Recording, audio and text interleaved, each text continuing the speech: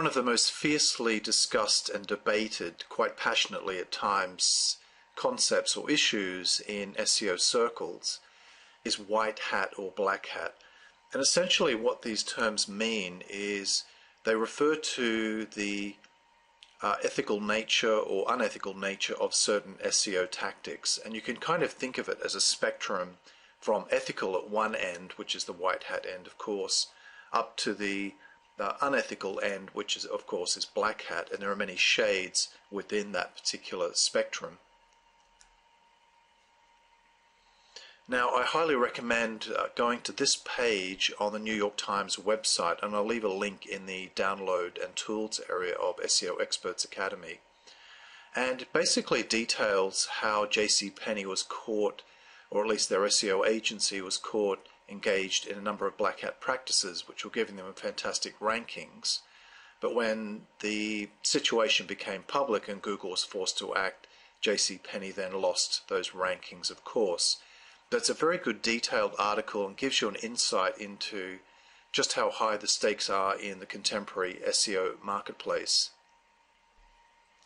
Now, part of the problem is that purely white hat techniques are very, very time consuming and arguably quite ineffective given the prevalence of black hat and what we might call grey hat, kind of somewhere in the middle, techniques now. So it's important to be aware that if, for example, you're promoting yourself as a purely white hat technique SEO person or consultant, that could be very, very time consuming, and arguably it makes it pretty difficult to compete in the current SEO space. So it's an important thing to be aware of.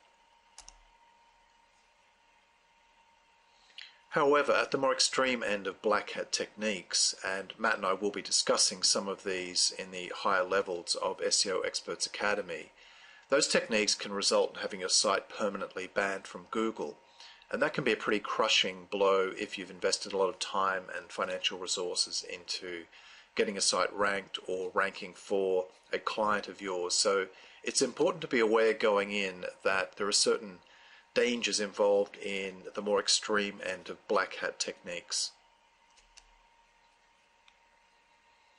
Generally speaking, I would say that most SEO consultants and agencies today are working in the grey hat realm, which is not purely white hat, but not at the extreme end where they're more likely to get slapped by Google either.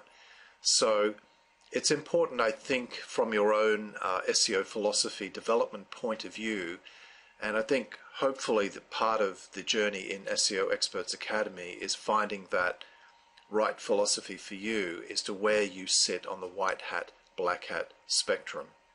But I think in terms of pure results and effectiveness, my own personal view is that grey hat techniques are kind of essential in order to achieve the best results.